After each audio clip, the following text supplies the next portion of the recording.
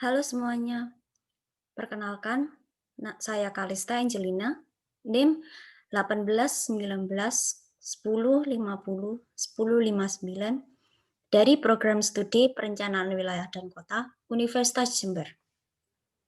Nah, hari ini saya akan mempresentasikan mengenai topik Kampus Merdeka dan GIS.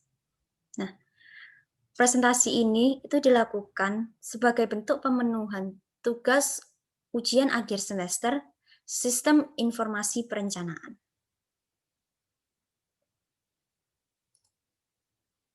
Nah, untuk topik yang akan dibahas hari ini, yang pertama kita ada background atau latar belakang.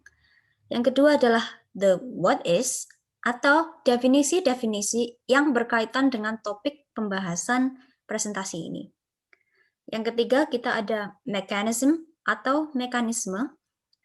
Yang keempat adalah rencana program atau rencana yang ingin saya lakukan nantinya di program pilihan saya.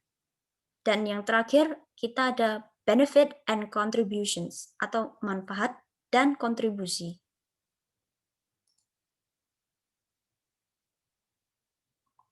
Nah, yang pertama kita masuk di background. Jadi, munculnya pandemi COVID-19 ini telah menyebabkan banyak sekali perubahan dan penyesuaian yang harus dilakukan. Jadi kita tahu sendiri kan, banyak sekali kegiatan yang harus dihentikan, banyak yang harus dirubah, dan banyak yang harus disesuaikan agar bisa tetap berlanjut di masa pandemi ini. Nah, namun pandemi ini tidak akan menghambat terjadinya perubahan zaman maupun kemajuan teknologi. Yang ada, pandemi ini akan memacu keinginan manusia untuk maju dalam segala aspek kehidupannya, baik dan secara sosial, budaya, dunia kerja, maupun dalam hal kemajuan teknologi.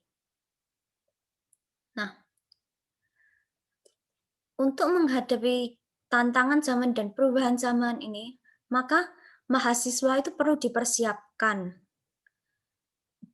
Caranya adalah dengan meningkatkan kompetensi mereka. Nah, bagaimana cara meningkatkan kompetensi mereka? Solusinya dari Kemendikbud adalah dengan menerapkan kebijakan Merdeka Belajar Kampus Merdeka.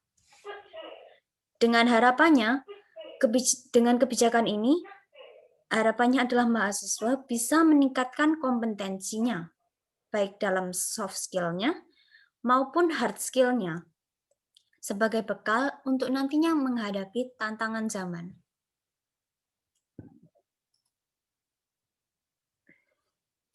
Nah, kita masuk ke bagian what is GIS atau Geographical Information System. Jadi, menurut Esri, GIS itu merupakan a framework for gathering, managing, and analyzing data. Rooted in the science of geography, GIS integrates many types of data. It analyzes spatial location and organizes layers of information into visualizations using maps and 3D scenes. With this unique capability, GIS reveals deeper insights into data, such as patterns, relationships, and situations, helping users make smarter decisions. Nah, jadi GIS itu merupakan sebuah kerangka yang mengumpulkan, mengatur, dan menganalisis data. Dasar dari GIS ini sendiri, seperti yang namanya saja, adalah ilmu geografi. Namun, ilmu geografi ini juga mengintegrasikan banyak sekali tipe data. GIS itu juga memiliki fungsi yang unik. Jadi fungsinya GIS itu menganalisis data lokasi atau spatial location dan mengatur dan atau menggabungkan beberapa lapisan informasi sehingga nantinya bisa divisualisasikan menggunakan peta atau 3D scene. Nah, dengan fungsi-fungsi ini itu nantinya GIS itu dapat mengungkapkan atau menunjukkan lebih dalam isi dari data itu. Seperti hubungan, bentuk, atau mungkin situasi-situasi lainnya yang nantinya bisa digunakan untuk membuat keputusan secara pintar dan secara baik.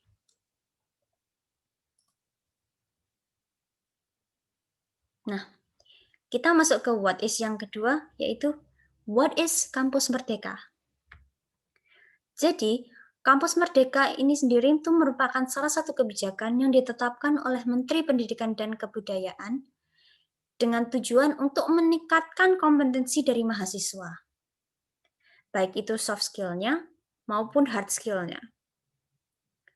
Jadi program utama dari Kampus Merdeka ini adalah yang pertama ada kemudahan pembukaan program studi baru, yang kedua adalah perubahan sistem akreditasi perguruan tinggi, yang ketiga adalah kemudahan perguruan tinggi negeri menjadi PTN berbadan hukum. Dan yang terakhir adalah hak belajar 3 semester di luar program studi. Nah, untuk yang berkaitan dengan topik pembahasan hari ini itu adalah program yang ketiga, yaitu hak belajar 3 semester di luar program studi. Nah, di sini hak belajar 3 semester di luar program studi ini merupakan keputusan untuk memberikan kebebasan kepada mahasiswa untuk mengambil mata kuliah di luar program studinya. Jadi bisa untuk seperti saya, perencanaan wilayah dan kota kan program studinya.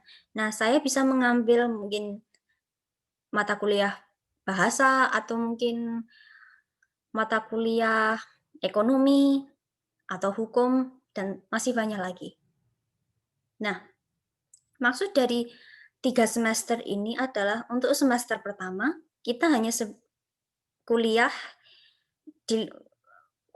untuk mata kuliah yang kita pilih di luar program studi.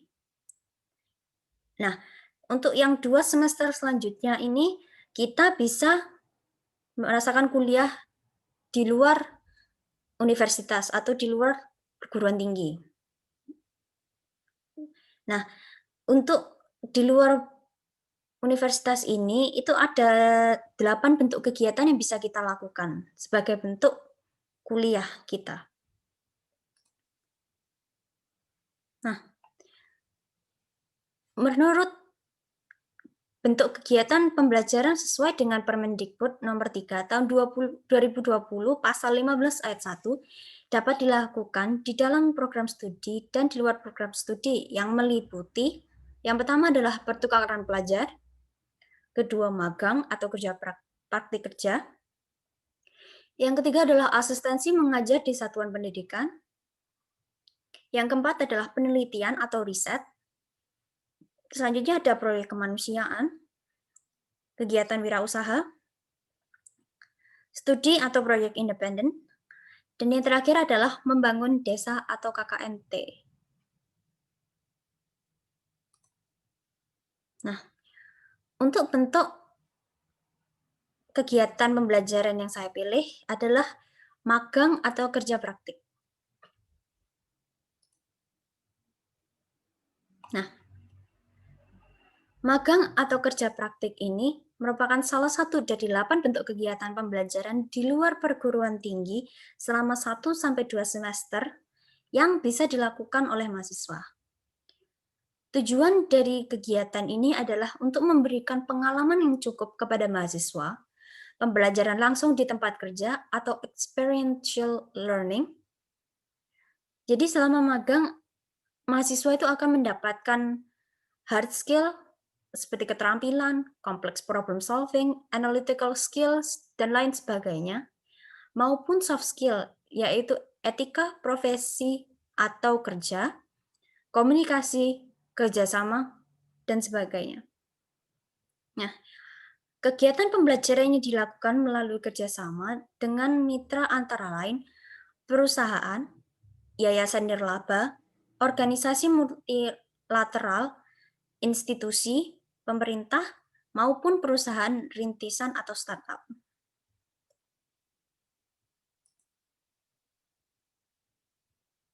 Nah, jadi kita masuk ke topik selanjutnya yaitu mekanisme atau mekanisme untuk magang ini sendiri.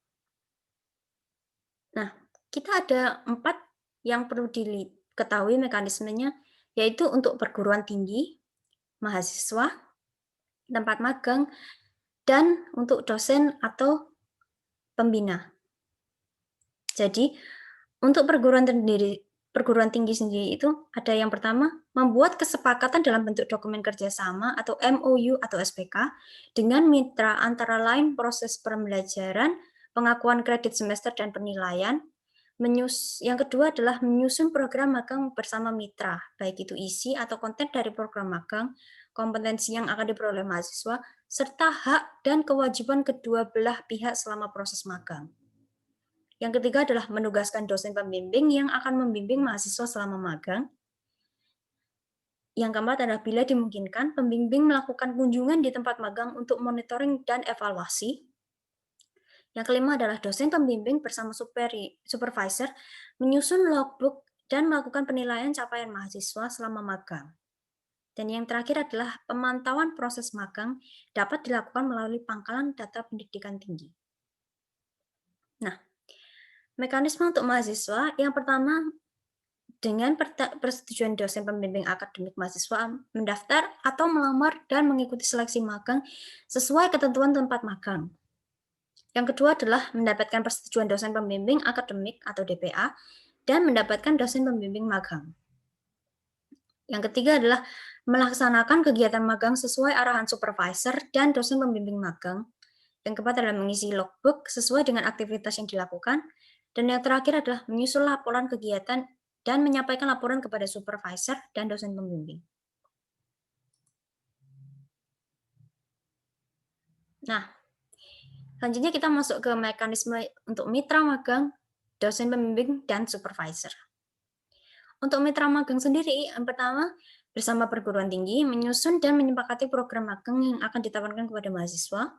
Yang kedua, menjamin proses magang yang berkualitas sesuai dokumen kerjasama atau MOU atau SPK. Yang ketiga adalah menyediakan supervisor atau mentor atau coach yang mendampingi mahasiswa atau kelompok mahasiswa selama magang. Yang keempat, memberikan hak dan jaminan sesuai peraturan perundangan atau bisa dalam bentuk asuransi kesehatan, keselamatan kerja, honor magang, atau hak karyawan magang. Dan yang terakhir adalah supervisor mendampingi dan menilai kinerja mahasiswa selama magang, dan bersama dosen pembimbing memberikan penilaian.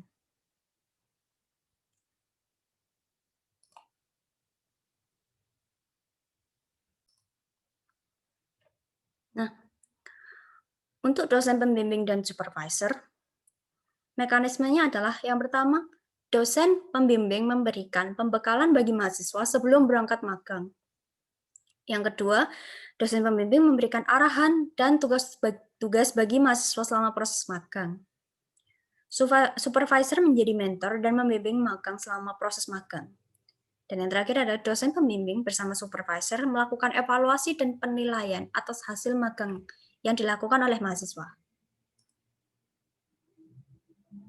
Nah, ini merupakan proses dari program magang yang bersumber dari Dirjen Kemendikbud tahun 2020. Yang pertama adalah si mahasiswa mendaftar PMMB. Yang kedua adalah seleksi administratif dan akademik. Kemudian dilanjutkan dengan kegiatan magang kerjanya.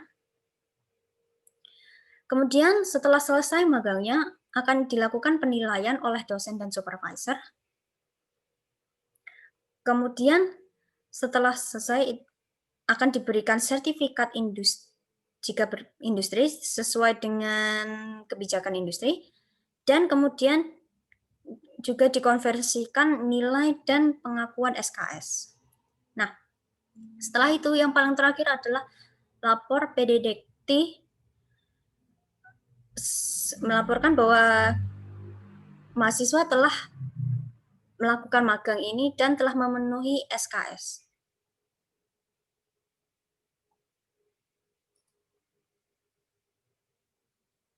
Nah, sekarang kita masuk ke topik yang utama, yaitu rencana program magang atau rencana yang akan saya lakukan di program magang ini.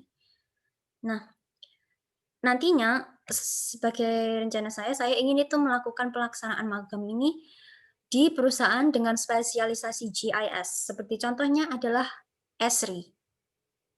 Nah, dengan dasar pengetahuan GIS yang saya miliki sebagai mahasiswa perencanaan wilayah dan kota, maka rencana program yang nantinya saya ingin terapkan dan saya ingin capai adalah, yang pertama adalah ikut serta dalam pengembangan sistem GIS. Jadi saya ingin ikut berkontribusi dalam pengembangan sistem GIS agar bisa menjadi lebih maju dan lebih baik. Nah, yang kedua adalah pengembangan aplikasi atau web GIS berbasis crowdsourcing dan interactive map untuk mengumpulkan data terkait permasalahan-permasalahan penataan kota. Nah, sebenarnya jujur saja ini nantinya akan menjadi topik skripsi saya jika diperbolehkan. Yang selanjutnya adalah pengumpulan ilmu serta real-time experience sebagai drafter peta mengenai segala fitur existing dan yang fitur-fitur baru mengenai implementasi ArcGIS. Nah, dan yang terakhir adalah mengaplikasikan GIS dalam penyelesaian permasalahan proyek yang diberikan oleh instansi yang nantinya saya akan melakukan program magang ini.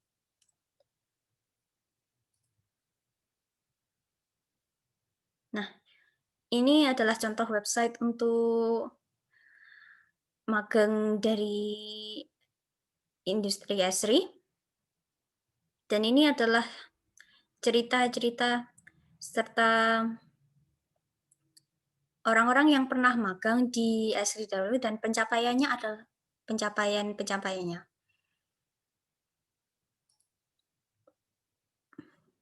Nah, kita masuk ke topik yang paling terakhir, yaitu benefit and contributions. Yang pertama adalah benefit and contribution for society atau untuk masyarakat. Jadi, manfaat dan kontribusi yang bisa diberikan bagi masyarakat dengan melakukan rencana program ini nantinya adalah, yang pertama adalah kemajuan dan perkembangan dari bidang GIS. Yang kedua adalah berkontribusi dalam penyelesaian permasalahan yang dialami masyarakat, khususnya dalam bidang ruang wilayah dan GIS. Dan yang terakhir adalah mempermudah masyarakat untuk mengakses aplikasi GIS yang lebih baik. Nah, yang terakhir adalah benefit and contributions academically atau untuk akademik. Ya, manfaat dan kontribusi yang bisa diberikan bagi dunia akademik dengan melakukan rencana program ini nantinya adalah pertama kemajuan dan perkembangan dari bidang GIS, kemudian menjadi bahan bagi perguruan tinggi untuk memperbarui dan menyesuaikan bahan ajar mereka sesuai dengan permasalahan yang relevan di dunia industri. Tempat magang, kemudian menjadi bahan pembelajaran untuk topik riset di perguruan tinggi, sehingga topik-topik riset yang terbaru bisa bertambah relevan dengan permasalahan di dunia kerja nantinya.